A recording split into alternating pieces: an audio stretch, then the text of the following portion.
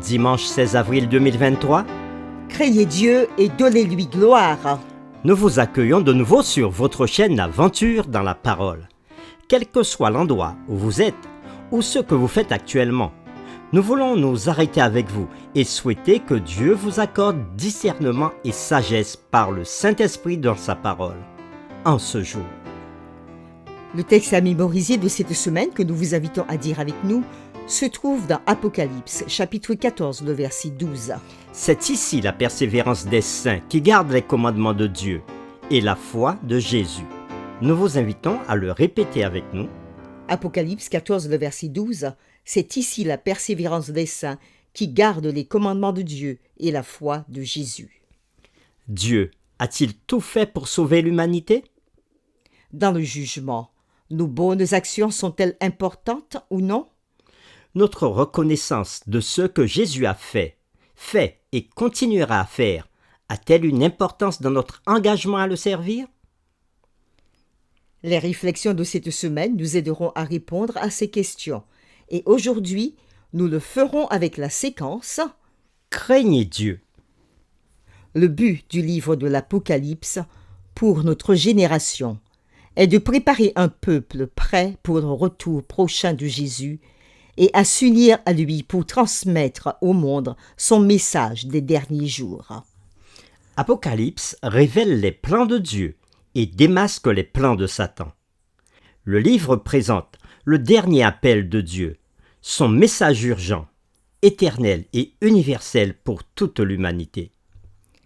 Lisons ensemble l'appel urgent qui nous est adressé dans Apocalypse chapitre 14, le verset 7. Nous lirons aussi les textes de Genèse chapitre 22, verset 12, le psaume 89, verset 7, Proverbes chapitre 2 verset 5 Ecclésiaste chapitre 12, verset 13 et 14, et Éphésiens chapitre 5 le verset 21. et nous répondrons à la question suivante. Quelles sont les instructions spécifiques qu'il nous donne? Nous lisons maintenant Apocalypse chapitre 14 les versets 6 et 7. Je vis un autre ange qui volait par le milieu du ciel, ayant un évangile éternel pour l'annoncer aux habitants de la terre, à toute nation, à toute tribu, à toute langue et à tout peuple. Il disait d'une voix forte, « Craignez Dieu et donnez-lui gloire, car l'heure de son jugement est venue, et adorez celui qui a fait le ciel et la terre et la mer et les sources d'eau. » Genèse chapitre 22, le verset 12.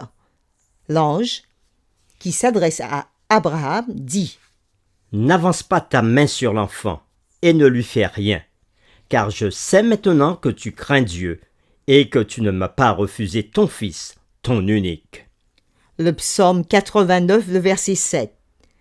Car qui, dans le ciel, peut se comparer à l'Éternel?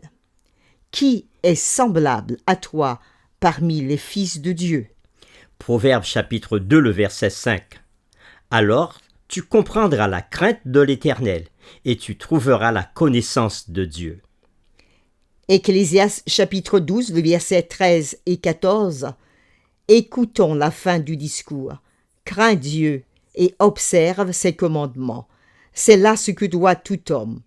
Car Dieu amènera toute œuvre en jugement au sujet de tout ce qui est caché, soit bien, soit mal.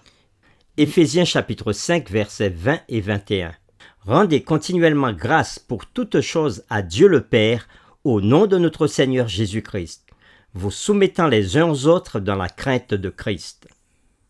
Après les lectures de Apocalypse chapitre 14, verset 7, Genèse 22, verset 12, Psaume 89, verset 7, Proverbe 2, verset 5, Ecclésiaste chapitre 12, les versets 13 et 14, Éphésiens chapitre 5, les versets 21, nous répondrons à la question suivante. Quelles sont les instructions spécifiques qu'il nous donne? Tous ces textes que nous venons de lire parlent de la crainte de Dieu ou encore de la crainte de Jésus. Dans Apocalypse chapitre 14 verset 7, l'ange qui vole par le milieu du ciel s'adresse à tous les habitants de la terre et les interpelle par ce message pressant. Craignez Dieu et donnez-lui gloire. Le psaume 89 verset 7 nous fait nous interroger par rapport à Dieu.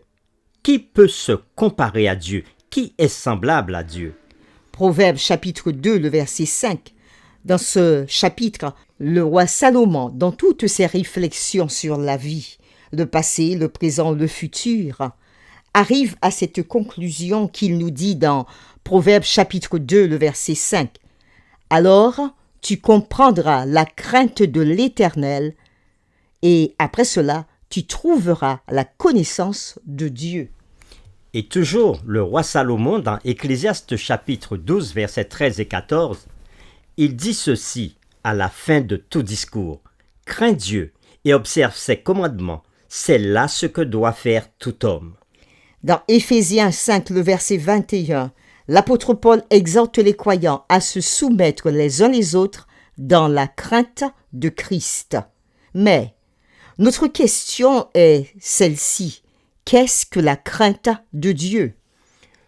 Le mot grec du Nouveau Testament pour « craindre » dans Apocalypse chapitre 14, verset 7 est « phobéo ». Il est utilisé ici, non pas dans le sens d'avoir peur de Dieu, mais dans le sens de la révérence, de l'émerveillement et du respect. Il exprime la pensée d'une loyauté absolue envers Dieu et d'une soumission totale à sa volonté. C'est une attitude d'esprit qui est centrée sur Dieu plutôt que sur soi-même. C'est le contraire de l'attitude de Lucifer dans Ésaïe chapitre 14, le verset 13 et 14, lorsqu'il dit dans son cœur « Je monterai au ciel, j'élèverai mon trône au-dessus des étoiles de Dieu, je m'assiérai sur la montagne de l'assemblée à l'extrémité du septentrion. Je monterai sur les sommets des nues, je serai semblable au Très-Haut. » Oui, la crainte de Dieu est une attitude d'esprit qui est centrée sur Dieu plutôt que sur soi-même. Et il s'agit plutôt de l'attitude de Christ qui, bien qu'existant en forme de Dieu, s'est humilié lui-même, se rendant obéissant jusqu'à la mort, même jusqu'à la mort de la croix, comme il nous est dit dans Philippiens chapitre 2, les versets 6 et 8. L'essence du grand conflit tourne autour de la soumission à Dieu. Lucifer était égocentrique. Il refusait de se soumettre à toute autre autorité que la sienne.